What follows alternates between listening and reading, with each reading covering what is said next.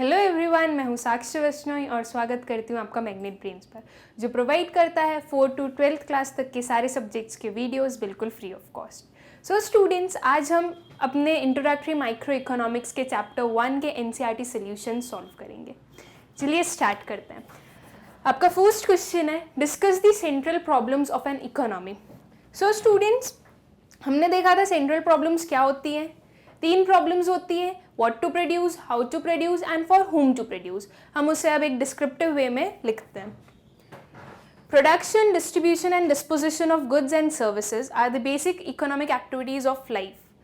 Production, distribution और disposition, production करना, उसको डिस्ट्रीब्यूट करना और वो जो गुड्स है उनको कंज्यूम करना, ये बहुत बेसिक और इम्पॉर्टेंट पार्ट है इकोनॉमी के। To perform these activities, every society has to face scarce of resources. This scarcity leads to following central problems that are faced by every economy. ये जो तीनों प्रोसेसेस हैं, इनको परफॉर्म करने के लिए हमारे पास जो रिसोर्सेज हैं वो स्केयर हैं, और क्योंकि रिसोर्सेज स्केयर हैं तो उसके कारण प्रॉब्लम्स होती है इकोनॉमी में। वो क्या प्रॉब्लम्स होती हैं? What to produce, how to produce and for whom to produce. हमने देखा था हमारे जब लेक्चर हुआ था सेंट्रल प्रॉब्लम्स ऑफ इकोनॉमी में कि 3 सेंट्रल प्रॉब्लम्स होती है। ये सेंट्रल प्रॉब्लम्स इसलिए होती हैं क्योंकि इन प्रॉब्लम्स के आउटसाइड, इन प्रॉब्लम्स के कारण बाकी दूसरी इकोनॉमिक प्रॉब्लम्स होती हैं। So we have what to produce, how to produce and for whom to produce. These problems are called central problems because these are the most basic problems of an economy and all other problems revolve around them. ये central problem क्यों बोली जाती है? क्योंकि जो बाकी other problems हैं वो इनके आउटसाइड रहती है। वो इनके कारण, इन 3 प्रॉब्लम्स के कारण जो बाकी प्रॉब्लम्स है इकोनॉमी में वो जनरेट होती है। What to produce, this problem involve selection of goods and services to be produced and the quantity to be produced of each selected commodity. What to produce क्या प्रॉब्लम है? What to produce हमें नाम से बता रही है क्या production करना है। सो व्हाट टू प्रोड्यूस एक प्रॉब्लम है जो कि इन्वॉल्व करती है किस चीज़ का सिलेक्शन? गुड्स एंड सर्विसेज का सिलेक्शन, जो कि प्रोड्यूस होंगे और कितनी क्वांटिटी में उनका प्रोडक्शन किया जाएगा। व्हाट टू प्रोड्यूस इस चीज़ का आंसर देती है कि इकोनॉमी में किस चीज़ की ज़रूरत है, कौन से गुड की डिमांड है, कौन से गुड की ज़रूरत है, वो फिर उसे प्रोड्यूस करती है। एंड जब एक इकोनॉमी को, एक बिजनेस को ये पता चल जाता है कि उसे क्या प्रोड्यूस करना है, तो नेक्स्ट क्वेश्चन आता है कि किस क्वांटिटी में प्रोड्यूस करना है, उसके कितने यूनिट्स का प्रोडक्शन किया जाएगा। So what to produce problem क्या इन्वॉल्व करती है? Selection of goods and services to be produced and the quantity to be produced of each selected commodity. ठीक। How to produce, how to produce क्या select करती है? कौन सी technique से प्रोडक्शन करना है। हमने व्हाट टू प्रोड्यूस में जो गुड्स का सिलेक्शन कर लिया है कि ये पर्टिकुलर गुड को हमें प्रोडक्शन करना है। फिर हाउ टू प्रोड्यूस ये देखती है कि कौन सी टेक्निक से, लेबर इंटेंसिव टेक्निक और capital intensive technique.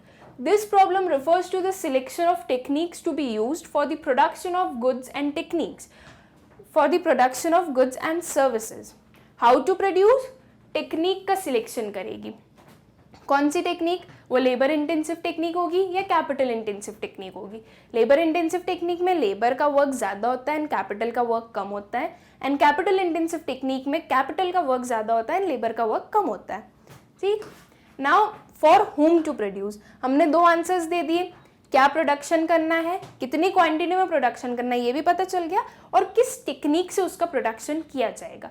Now for whom to produce, किसके लिए प्रोड्यूस करना है, कौन से सेक्टर ऑफ पीपल के लिए प्रोड्यूस करना है, कौन सी सेक्टर ऑफ सोसाइटी को ये गुड्स जाएंगे। This problem relates to the distribution of produced goods and services among the individuals within the economy. That is, selection of category of people who will ultimately consume the goods, that is, whether to produce goods for more poor and less rich or more rich and less poor. ये problem क्या relate करती है? Distribution of produced goods, जो goods produce हो चुके हैं उनको distribute कैसे करना है, वो हमें फॉर whom टू प्रोड्यूस बताती है।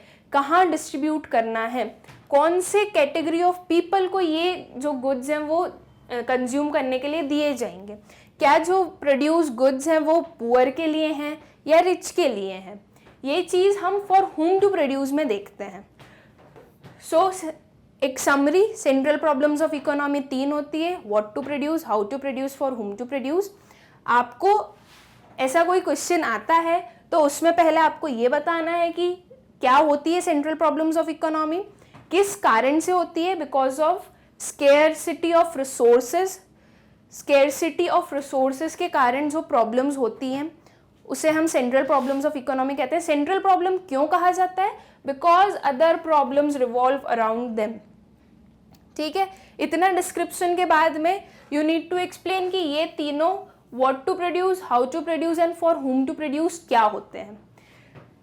नाउ इट डिपेंड्स कि वो क्वेश्चन कितने मार्क्स का है। इफ क्वेश्चन कम मार्क्स का है, लाइक 3 या 2 मार्क्स का है, सो आप सिर्फ इनकी डेफिनेशंस लिख देंगे, what to produce, how to produce and for whom to produce.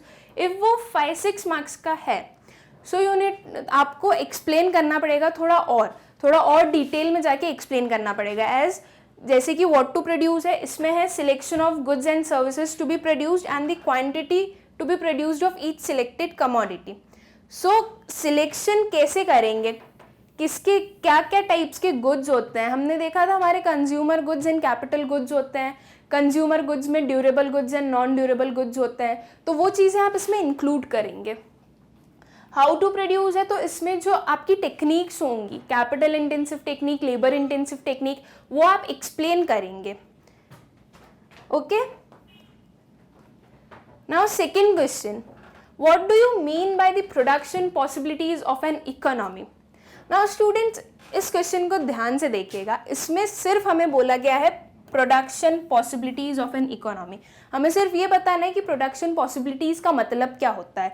यहाँ पे ये नहीं लिखा है कि प्रोडक्शन पॉसिबिलिटी कर्व क्या होता है।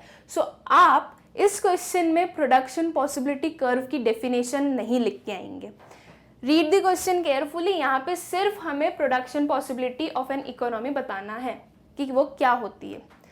So production possibility of an economy refers to the different combinations of goods and services which an economy can produce from the given amount of resources and a given level of technological knowledge. जो production possibility है वो क्या है, different combinations of goods and services, goods and services के different combinations जो कि produce हो सकते हैं with the given resources and technology. Right, हमने जो प्रोडक्शन पॉसिबिलिटी कर्व पढ़ा था तो हमने देखा था कि हमारे पास अजम्पशंस होते हैं कुछ, कि सिर्फ 2 गुड्स ही प्रोड्यूस हो सकते हैं। देन जो टेक्नोलॉजी और रिसोर्सेज हैं वो हमारे पास कांस्टेंट है, उनमें कोई चेंजेस नहीं होते हैं। सो हमें यहाँ पे ये लिखना है different combinations of goods and services which an economy can produce from given amount of resources and given level of technology। यहाँ पे resources भी आना चाहिए, technology भी आना चाहिए and given level of या फिर constant, ऐसे words आपको use करने हैं।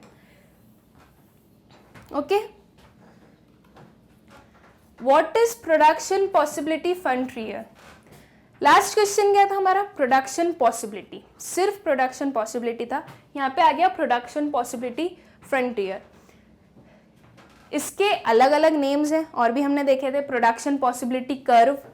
राइट, सो ये क्या होता है, refers to the graphical representation of possible combinations of 2 goods that can be produced with given resources and technology। Production possibility frontier एक ग्राफिकल रिप्रेजेंटेशन होता है। क्या होता है, ग्राफिकल रिप्रेजेंटेशन, किस चीज का, possible combination of 2 goods that can be produced with the given resources and technology. Possible combination, 2 goods के पॉसिबल कॉम्बिनेशन जो कि बनाए जा सकते हैं with given resources and technology. हमें ये चीज़ बहुत अच्छे से ध्यान रखनी है कि जो हमारे पास रिसोर्स और टेक्नोलॉजी है वो कांस्टेंट है, वो चेंज नहीं होंगे, वो ना तो बढ़ेंगे ना ही वो कम होंगे। एंड हमारी इकोनॉमी में सिर्फ 2 ही गुड्स प्रोड्यूस होते हैं। तो जो हमारा प्रोडक्शन पॉसिबिलिटी फ्रंटियर है वो हमें ये बताता है, वो हमें एक ग्राफिकल रिप्रेजेंटेशन देता है, एक ग्राफ के फॉर्म में हमें रिप्रेजेंट देता है, कुछ ऐसे रिप्रेजेंट करता है कि जो टू गुड्स हैं वो कितने कॉम्बिनेशन में, मतलब कि एक गुड ए का कितने यूनिट्स प्रोड्यूस होंगे, गुड बी के कितने प्रोड्यूस हो सकते हैं एक टाइम पर, वो हमें डिफरेंट कॉम्बिनेशंस देता है। प्रोडक्शन पॉसिबिलिटी फ्रंटियर को production possibility frontier, production possibility boundary, transformation curve, transformation boundary और ट्रांसफॉर्मेशन फ्रंटियर भी कहते हैं। अभी इन्हें ट्रांसफॉर्मेशन क्यों कहते हैं? बिकॉज हमने देखा था कि जो हमारे पास दो गुड्स होते हैं, ये इधर good A and good B, हमारे पास दो गुड्स हैं, पहले गुड ए का प्रोडक्शन हो रहा था, देन धीरे धीरे जो गुड ए है वहां से रिसोर्सेज निकलते गए एंड गुड बी का प्रोडक्शन स्टार्ट हो गया, राइट। हमने ये हमारे पीपीसी में पढ़ा था कि एक हमने शेड्यूल पढ़ा था, ये ए की पॉसिबिलिटीज है, ये बी की पॉसिबिलिटीज है। ए के अभी 21 प्रोड्यूस हो रहे हैं, 21 यूनिट्स, एंड बी के 0 हो रहे हैं। ए के 20 यूनिट्स का प्रोडक्शन होगा एंड बी के 1 यूनिट्स का प्रोडक्शन होगा, मतलब कि जो बी था वो भी उसका प्रोडक्शन स्टार्ट हो रहा है एंड ए का प्रोडक्शन कम हो रहा है। ए से जो रिसोर्सेज हैं उन्हें ट्रांसफॉर्म कर दिया जा रहा है बी में, ये ए के जो रिसोर्सेज एंड टेक्नोलॉजी उनको ट्रांसफॉर्म कर दिया बी के उसमें, इसलिए वो ट्रांसफॉर्मेशन कर्व, ट्रांसफॉर्मेशन बाउंड्री या फिर ट्रांसफॉर्मेशन फ्रंटियर भी कहा जाता है। ना स्टूडेंट्स, अगर ये क्वेश्चन आपको ज़्यादा मार्क्स का आता है तो आप सिर्फ इतना लिखकर नहीं आएंगे, इसमें आप क्या ऐड करेंगे, इसमें आप ऐड करेंगे प्रोडक्शन पॉसिबिलिटी शेड्यूल,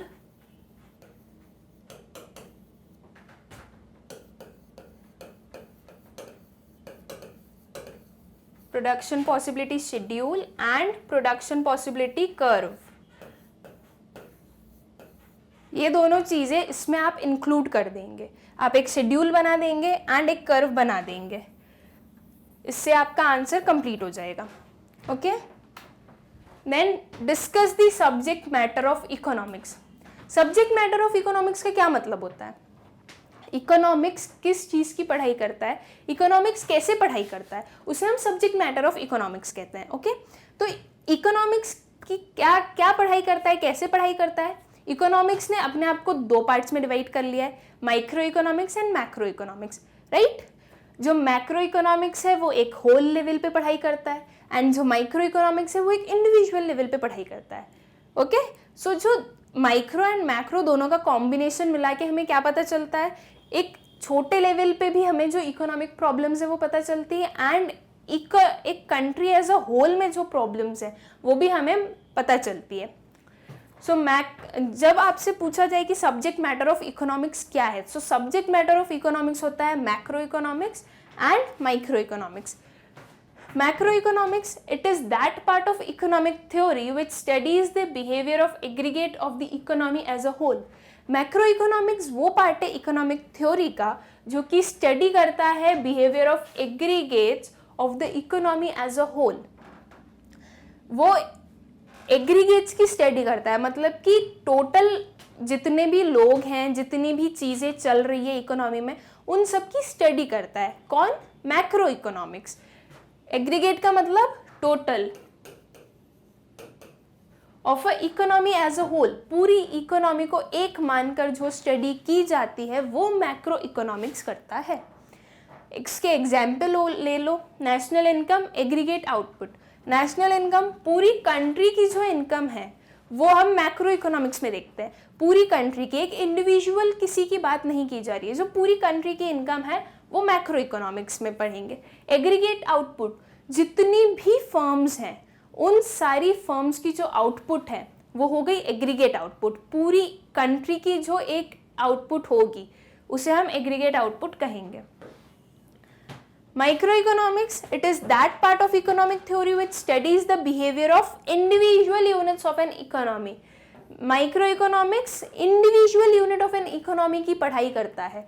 मैक्रो करता है एग्रीगेट की एक टोटल लेवल पे सबको एक मान के, एंड माइक्रो क्या करता है, छोटे छोटे सेक्टर्स की पढ़ाई करता है। एक पर्टिकुलर सेक्टर में, एक छोटे सेक्टर में इकोनॉमी में क्या प्रॉब्लम हो रही है उसकी पढ़ाई करता है, इंडिविजुअल लेवल पे पढ़ाई करता है। एक पर्टिकुलर पर्सन की क्या नीड्स हैं, क्या वांट्स हैं, वो कितना सप्लाई कर सकता है, एक पर्टिकुलर फर्म जो है वो कितनी सप्लाई कर सकता है, वो माइक्रो इकोनॉमिक्स देखता है। Example, individual income and individual output.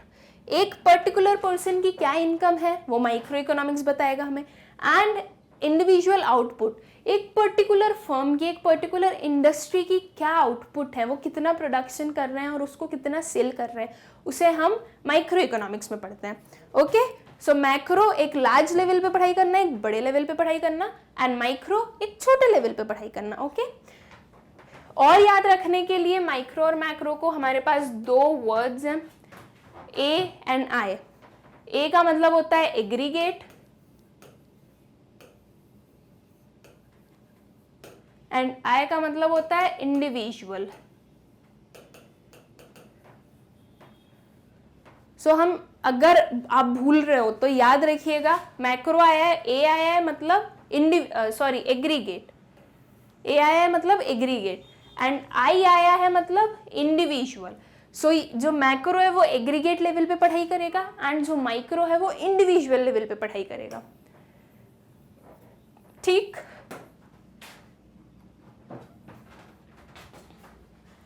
distinguish between centrally planned economy and a market economy. Now centrally planned economy and market economy क्या होते हैं?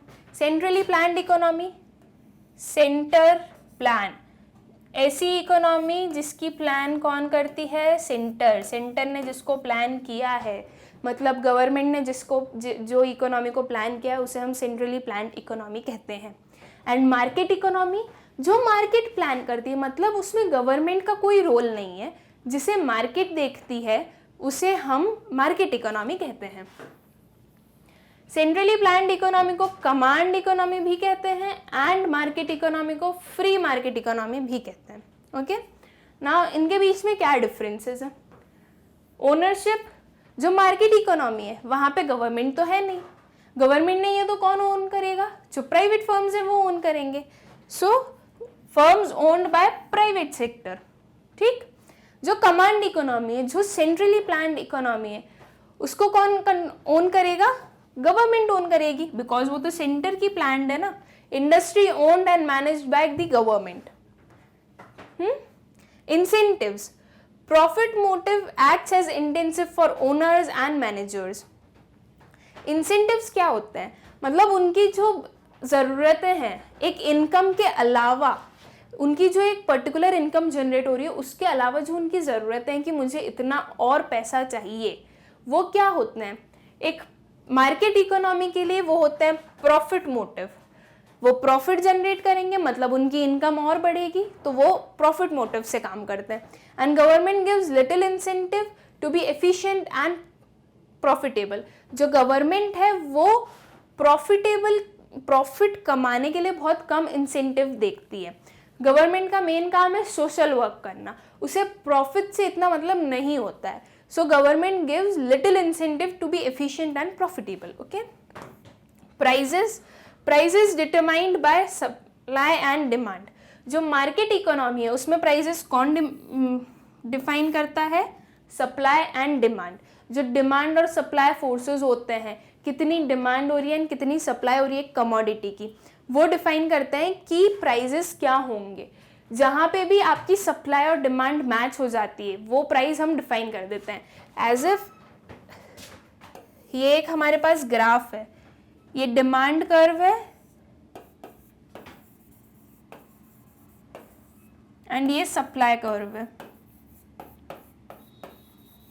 ये एक पर्टिकुलर कमोडिटी की हम बात कर रहे हैं। ओके, सो ये जो प्राइस होगा जहाँ पे ये इंटरसेक्ट कर गए, यहाँ पे जो प्राइस होगा वो प्राइस होगा उस कमोडिटी का। ये जो यहाँ पे जो ये जहाँ पे डिमांड एंड सप्लाई नहीं मिल रहे हैं उस चीज़ को हम इग्नोर करेंगे एंड प्राइजेस कैसे डिटरमाइन करेंगे, एक इंटरसेक्शन पॉइंट जहाँ पे डिमांड एंड सप्लाई कर्व मिलते हैं, वो हम प्राइसेस डिटरमाइन कर देंगे उस चीज़ का। हो सकता है ये चीज़ आपको बहुत अच्छे से क्लियर ना हो कि डिमांड एंड सप्लाई से कैसे प्राइस डिटरमाइन होते हैं। ये चीज़ हम आपके आगे वाले चैप्टर्स में पढ़ेंगे कि प्राइसेस कैसे डिटरमाइन किए जाते हैं, जब हम डिमांड एंड सप्लाई को पढ़ेंगे कि डिमांड एंड सप्लाई क्या होते हैं। ओके, सो अभी आपको क्या याद रखना है कि जो मार्केट इकोनॉमी होती है उसमें प्राइसेस कौन डिटरमाइन करता है? Supply and demand. एंड जो कमांड इकोनॉमी होती है, जो सेंट्रली प्लान्ड इकोनॉमी होती है, उसमें प्राइसेस कौन डिटरमाइन करता है? प्राइस कंट्रोल्स, मतलब कि गवर्नमेंट के अंडर कंट्रोल में रहते हैं प्राइसेस। डिमांड एंड सप्लाई वहां पे नहीं चलते, जो गवर्नमेंट ने बोल दिया वो प्राइस हो जाएगा। एज इफ गवर्नमेंट ने बोल दिया कि एक कमोडिटी है ए, उस ए कमोडिटी का प्राइस 5 रुपीज होगा तो उस कमोडिटी का प्राइस 5 रुपीज होगा।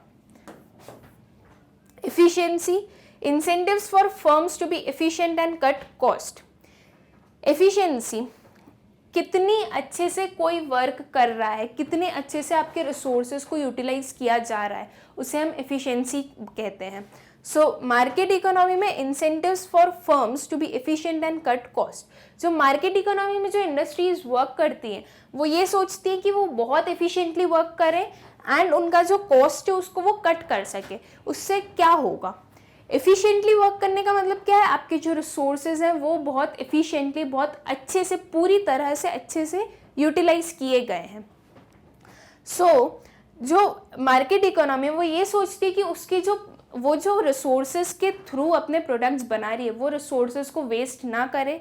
अगर वो वेस्ट करेगी तो उसके कॉस्ट बढ़ेंगे, उसको और रिसोर्सेज खरीदने पड़ेंगे और फिर वो कॉस्ट बढ़ाएगा।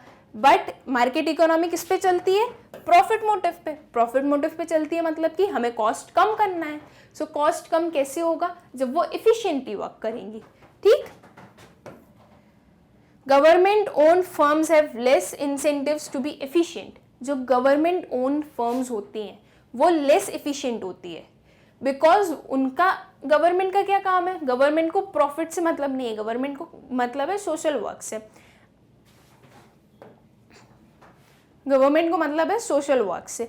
सो जो गवर्नमेंट ओन फर्म्स हैं वो एफिशिएंटली नहीं काम करती है उतना जितनी मार्केट फर्म्स करती है, बिकॉज मार्केट फर्म्स का मेन मोटिव है प्रॉफिट। उसे प्रॉफिट कमाना है तो वो बहुत अच्छे से काम करेगी तभी तो उसे प्रॉफिट मिलेगा। बट गवर्नमेंट के पास बहुत लिटिल इंसेंटिव है, बहुत लेस इंसेंटिव है टू बी प्रॉफिटेबल। उन्हें इतना प्रॉफिट से मतलब नहीं है। सो वहाँ पे थोड़ी ढील पोल हो जाती है एंड वो लोग उतनी एफिशिएंटली वर्क नहीं करते हैं। Equality, free market likely to lead to income and wealth equality। Government will provide more। Free market likely to lead to income and wealth inequality। जो फ्री इकोनॉमी है वहाँ पे हमें इनकम की इनइक्वालिटी ज़्यादा मिलेगी। क्यों? क्योंकि जो CEOs होते हैं, जो मैनेजर्स होते हैं, वो अपनी वेल्थ को और बढ़ाने में, अपनी इनकम को बढ़ाने में लगे रहते हैं। एंड वो इसके लिए क्या सोचते हैं कि वो जिससे काम करवा रहे हैं, जो लेबर उनके काम कर रहे हैं, उन्हें वो जितना कम हो सके उतना पे करें ताकि वो ज़्यादा प्रॉफिट कमा सके। लेबर को कम देंगे, लेबर को कम पे करेंगे एंड उनकी जो इनकम है वो बढ़ती जाएगी इससे, राइट? क्योंकि उनके पास जितनी भी इनकम जनरेट हो रही है उसी इनकम में से तो वो लेबर को भी पे करते हैं। तो वो सोचेंगे हम लेबर को थोड़ा कम पे करें, सिर्फ उतना पे करें जितना ज़रूरी है, बहुत ज़्यादा पे करने की ज़रूरत नहीं है हमें। तो इसके कारण जो है इनइक्वालिटी, वेल्थ इनइक्वालिटी बहुत होती है। जो अमीर है वो अमीर होता जाता है, जो गरीब है वो गरीब होता जाता है। ये इन दोनों के बीच का जो पॉइंट है वो मिलते नहीं है। जो अमीर है वो नीचे नहीं आता, जो गरीब है वो ऊपर नहीं जाता है। तो ये इनइक्वालिटी बहुत ज़्यादा बढ़ा देता है। एंड गवर्नमेंट में provide more equitable distribution of resources.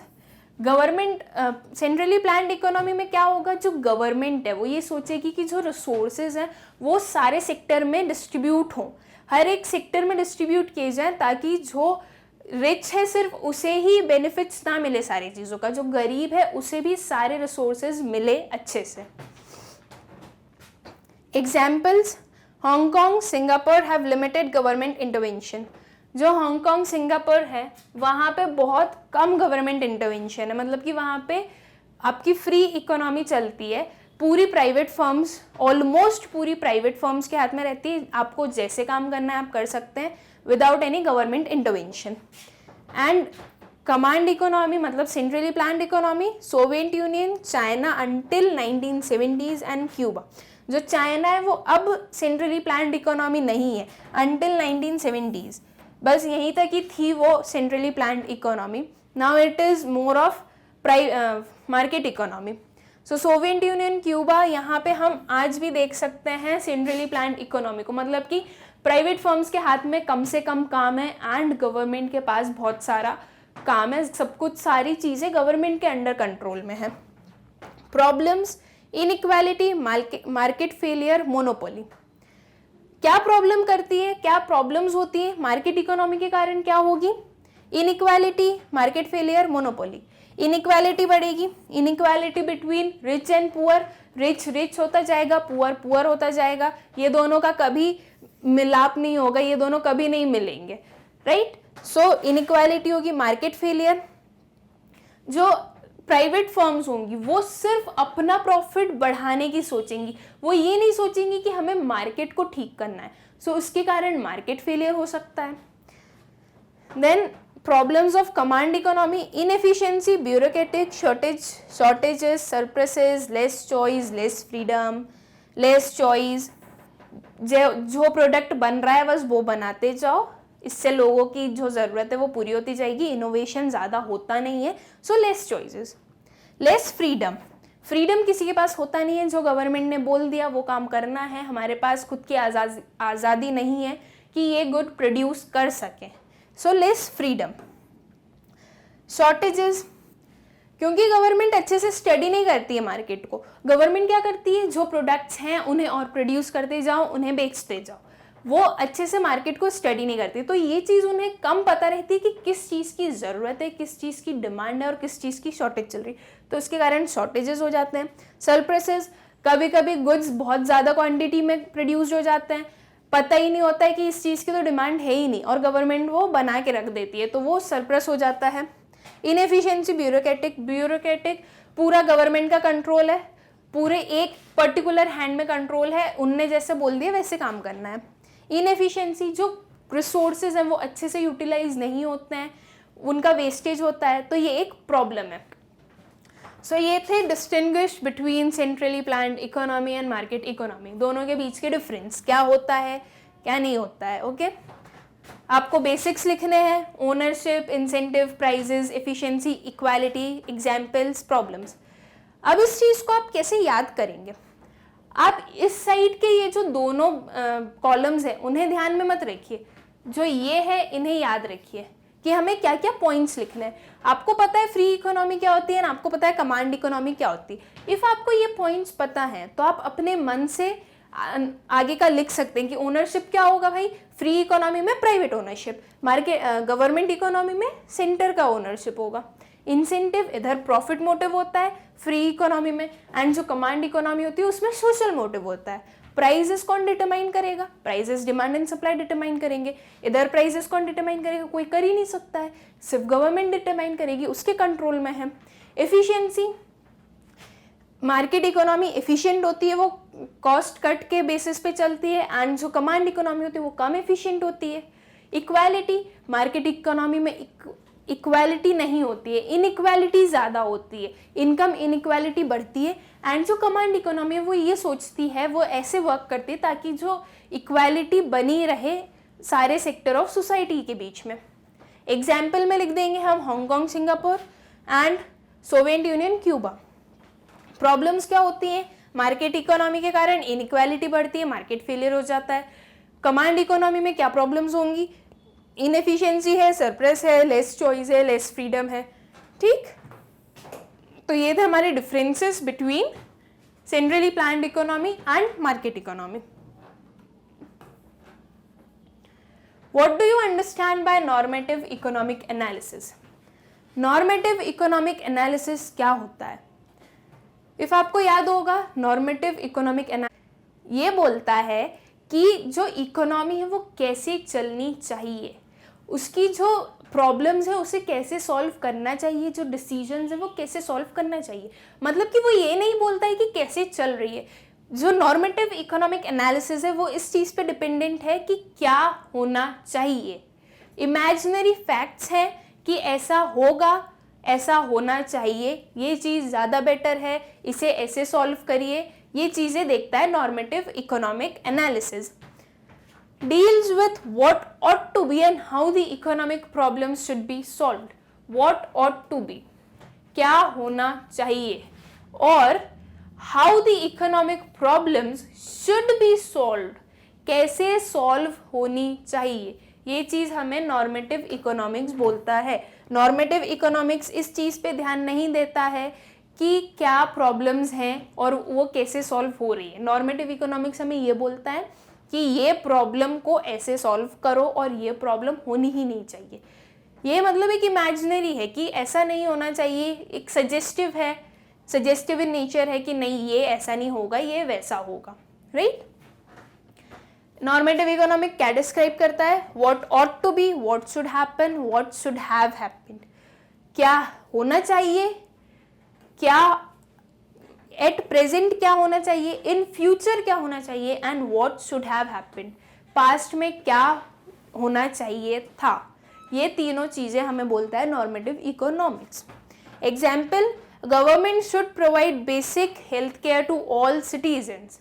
Normative economics ये बोल रहा है कि गवर्नमेंट को प्रोवाइड करना चाहिए बेसिक हेल्थ केयर सारे सिटीजन को, राइट। वो ये बस उसने बोल दिया कि सारे सिटीजन को हेल्थ केयर प्रोवाइड करना चाहिए। उसने ना तो ये देखा कि उसके क्या कॉन्सिक्वेंसेज होंगे, ना उसके कुछ बेनिफिट्स देखे, बस बोल करना चाहिए तो करना चाहिए, ये नॉर्मेटिव इकोनॉमिक्स ने बोल दिया, ठीक। तो ये था आपका नॉर्मेटिव इकोनॉमिक एनालिसिस क्या होता है। नाउ ये तो हो गया नॉर्मेटिव इकोनॉमिक्स। क्वेश्चन तो ये भी आ सकता है कि पॉजिटिव इकोनॉमिक्स एनालिसिस क्या होता है, या फिर पॉजिटिव एंड नॉर्मेटिव में डिफरेंसेस बताइए, राइट। सो पॉजिटिव इकोनॉमिक्स क्या होता है, इसमें था कि क्या होना चाहिए, पॉजिटिव में होता है क्या है, क्या था और क्या होगा, राइट। पॉजिटिव इकोनॉमिक्स डील करता है फैक्ट्स पे, जो ट्रू फैक्ट्स होते हैं उस पे वो चलता है। हम नॉर्मेटिव इकोनॉमिक्स को फैक्ट से चेक नहीं कर सकते कि ये सही बोल रहा है गलत, बस उसने बोला है government should provide basic health care to all citizen. इस चीज़ को हम कहीं से चेक नहीं कर सकते कि इसने सही बोला या गलत बोला, ये तो एक सजेशन था जो कि दे दिया है। सो ये एक सजेस्टिव इन नेचर हो गया, बस क्या होना चाहिए ये बोल दिया है। सो इफ अगर पॉजिटिव इकोनॉमिक एनालिसिस की जगह पे ये बोला जाए आपसे कि पॉजिटिव इकोनॉमिक एनालिसिस क्या होता है, सो आप क्या करेंगे, नॉर्मेटिव की जगह बिल्कुल पॉजिटिव लेंगे, यहाँ पे लिखेंगे deals with what is and how the economic problems are solved. ये should and ought to be नहीं आएगा, राइट। क्लियर है ये। Distinguish between micro economics and macro economics. Micro economics and macro economics का डिफरेंस बहुत easy सी चीज़ है। सबसे पहले रिकॉल करिए माइक्रो इकोनॉमिक्स क्या होता है, एक इंडिविजुअल लेवल पे पढ़ाई, एक छोटे लेवल पे पढ़ाई को हम कहते हैं माइक्रो इकोनॉमिक्स, ठीक। मैक्रो इकोनॉमिक्स क्या होता है, एक बड़े लेवल पे पढ़ाई, एग्रीगेट्स की पढ़ाई को हम मैक्रो इकोनॉमिक्स कहते हैं। दोनों में कैसे डिफरेंस निकालें, उसके वर्ड में से क्या निकालें हम, माइक्रो में आता है आई, मैक्रो में आता है ए। आई क्या डिफाइन करता है, इंडिविजुअल, ए क्या डिफाइन करता है, एग्रीगेट। हमें सब कुछ याद आ गया अब कि क्या होता है micro economics and macro economics. अब हम इसके डिफरेंसेस देख लेते हैं। सबसे पहले लिख दो मीनिंग, ठीक। Micro economics is that part of economic theory which studies the behaviour of individual units of an economy. Micro economics वो स्टडी है जो कि इंडिविजुअल यूनिट्स की पढ़ाई करती है इकोनॉमी में, राइट। माइक्रो में आई आया था, इंडिविजुअल डिफाइन किया ही था उसने, हमने यहाँ पे इंडिविजुअल लिख दिया, हो गया, हमारी मीनिंग हो गया माइक्रो इकोनॉमिक्स का। मैक्रो इकोनॉमिक्स में ए आया है एग्रीगेट्स का, तो यहाँ पे हमने एग्रीगेट्स लिख दिया, ठीक। Macro economics is that part of economic theory which studies the behaviour of aggregates of the economy as a whole. इधर ए आया था, हमें पता है ए का मतलब क्या होता है, एग्रीगेट होता है, तो ये एग्रीगेट लिख दिया हमने मीनिंग में, हमारा मीनिंग कंप्लीट हो गया। इजी है ना। टूल्स, क्या चीज पे डिपेंडेंट होता है माइक्रो एंड मैक्रो इकोनॉमिक्स, उसके क्या टूल्स होते हैं, demand and supply. Demand and supply से माइक्रो इकोनॉमिक्स स्टडी करता है। डिमांड एंड सप्लाई किस चीज की, individual demand and individual supply. वो स्टडी करता है कि कैसे इकोनॉमी चल रही है, क्या इकोनॉमी में प्रॉब्लम्स है, कैसे प्राइसेस डिटरमाइन किए जाएंगे। Macro economics aggregate demand and aggregate supply, total demand and total supply को हम मैक्रो इकोनॉमिक्स में देख लेंगे, वो हमारे मैक्रो इकोनॉमिक्स के टूल हो गए। बेसिक ऑब्जेक्टिव, क्या ऑब्जेक्टिव है माइक्रो और मैक्रो का, it aims to determine prices of the commodity और फैक्टर्स ऑफ प्रोडक्शन। जो माइक्रो इकोनॉमिक्स है वो डिटरमाइन करता है प्राइस ऑफ अ कमोडिटी और फैक्टर्स ऑफ प्रोडक्शन। ठीक, प्राइस ऑफ अ कमोडिटी कैसे डिफाइन करता है और क्यों करता है, क्योंकि जो हमारा माइक्रो इकोनॉमिक्स है वो इंडिविजुअल लेवल पे काम करता है। इंडिविजुअल लेवल पे काम करता है मतलब कि वो पर्टिकुलर कमोडिटी की भी पढ़ाई करता है, एक इंडिविजुअल कमोडिटीज की।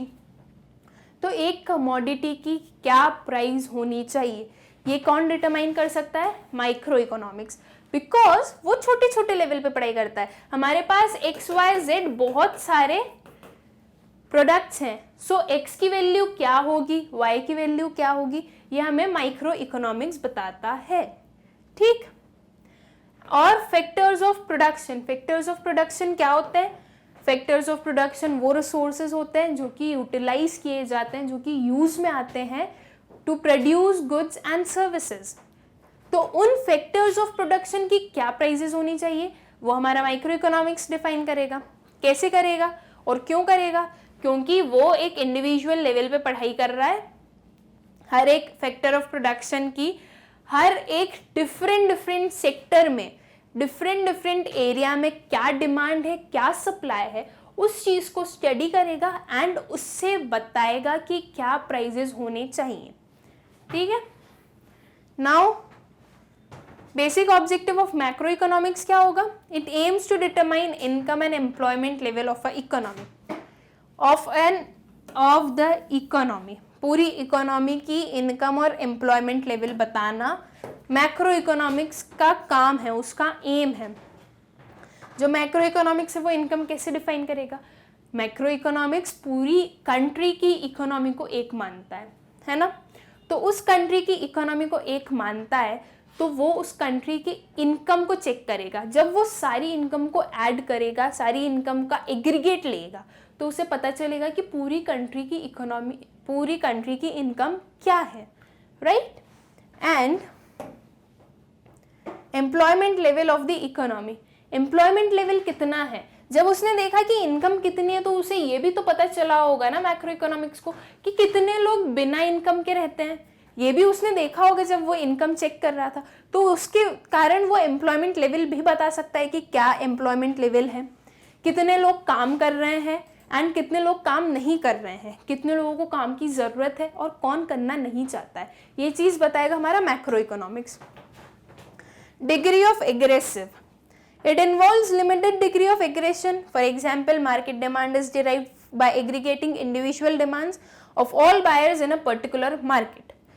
Degree of aggressiveness, aggressive, degree of aggressive क्या होता है, कितने आइटम को ऐड करना पड़ेगा, कितने आइटम का एग्रीगेट लेना पड़ेगा ताकि जो हमारी माइक्रो इकोनॉमिक्स है वो स्टडी कर सके कि क्या डिमांड है या क्या सप्लाई है या क्या प्राइजेस हैं, एक छोटे लेवल पे, एक इंडिविजुअल लेवल पे।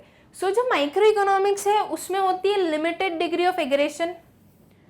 लिमिटेड डिग्री है, क्यों लिमिटेड डिग्री है, क्योंकि वो तो छोटे लेवल पे पढ़ाई कर रहा है ना।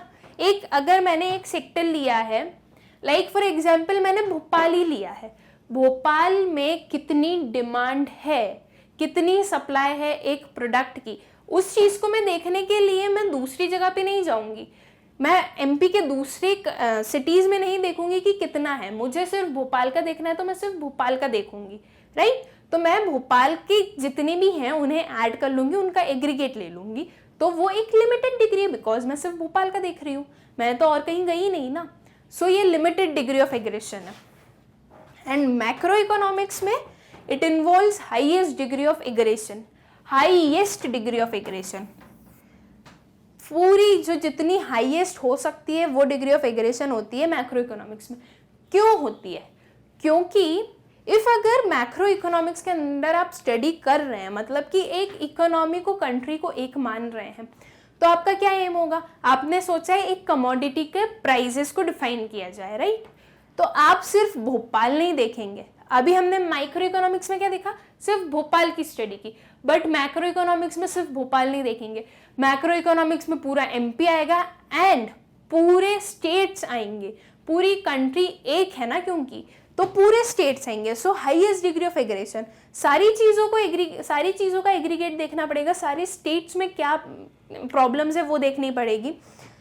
For example, aggregate demand is derived for the entire economy. जो एग्रीगेट डिमांड है वो एंटायर इकोनॉमी, वो पूरी इकोनॉमी के लिए निकाली जाती है aggregate demand. Okay, then basic assumptions.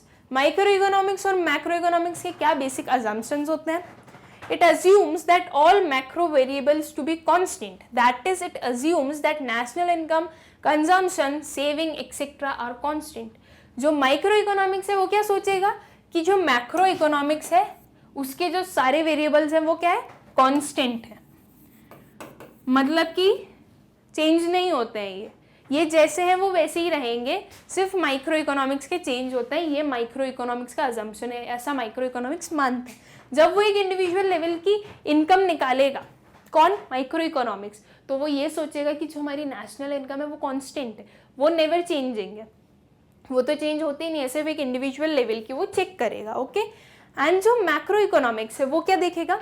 It assumes that all the micro variables like decisions of households and firms, prices of individual outputs etcetera are constant. जो मैक्रो इकोनॉमिक्स है वो ये सोचेगा कि माइक्रो इकोनॉमिक्स के जितने भी variables हैं वो कांस्टेंट हैं। ओके, जैसे कि क्या डिसीजन एक पर्टिकुलर हाउस होल्ड ले रहा है, एक पर्टिकुलर फर्म ले रहा है, क्या एक पर्टिकुलर फर्म प्रोड्यूस कर रहा है, उस चीज़ को मैक्रो इकोनॉमिक्स नहीं देखता। वो क्या सोचता है कि ये सारी चीज़ें तो कांस्टेंट है, ये चेंज नहीं होती है। वो क्योंकि मैक्रो इकोनॉमिक्स इंडिविजुअल लेवल की पढ़ाई नहीं करता है, तो इसलिए उसको लगता है कि इंडिविजुअल लेवल पे सब कुछ कांस्टेंट है। ठीक, now other name, micro economics को और क्या बोल सकते हैं? Price theory. प्राइस थ्योरी क्यों बोलते हैं? माइक्रो इकोनॉमिक्स को प्राइस थ्योरी क्यों बोलते हैं? इसलिए बोलते हैं क्योंकि वो गुड्स एंड सर्विसेज के प्राइसेस डिटरमाइन करता है, इसलिए माइक्रो इकोनॉमिक्स को प्राइस थ्योरी कहा जाता है। Okay, it is also known as income and employment theory. जो मैक्रो इकोनॉमिक्स है उसे इनकम या एम्प्लॉयमेंट थ्योरी भी कहा जाता है। क्यों कहा जाता है? बिकॉज वो इनकम और एम्प्लॉयमेंट लेवल डिफाइन करता है एक इकोनॉमी का। हमने हमारे लास्ट उसमें देखा था बेसिक ऑब्जेक्टिव क्या है माइक्रो इकोनॉमिक्स का? प्राइजेस डिटरमाइन करना, राइट? तो इसलिए माइक्रो इकोनॉमिक्स का नाम प्राइस थ्योरी भी बोल सकते हैं हम। और जो मैक्रो इकोनॉमिक्स है उसका क्या बेसिक एम है? To determine income and employment level of the economy. तो इसे हम इनकम एंड एम्प्लॉयमेंट थ्योरी भी बोल सकते हैं। Then comes example. एग्जाम्पल क्या होंगे माइक्रो इकोनॉमिक्स के?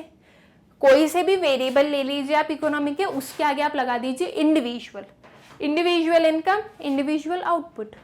फाइन, बस हमें इंडिविजुअली तो लगाना है बिकॉज हमें पता है कि माइक्रो इकोनॉमिक्स तो इंडिविजुअल की स्टडी करता है।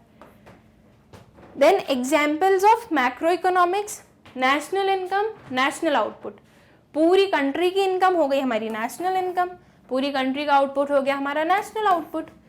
यहाँ पे हम नेशनल लगा देंगे बिकॉज हमें पता है कि जो मैक्रो इकोनॉमिक्स है वो एग्रीगेट की स्टडी करता है।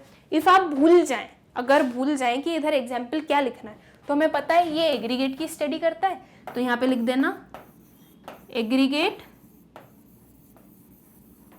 Demand and aggregate supply. ये हमारे एग्जाम्पल्स हो जाएंगे। एंड वही डिमांड एंड सप्लाई को आप यहाँ पे लिख दीजिएगा individual demand and individual supply.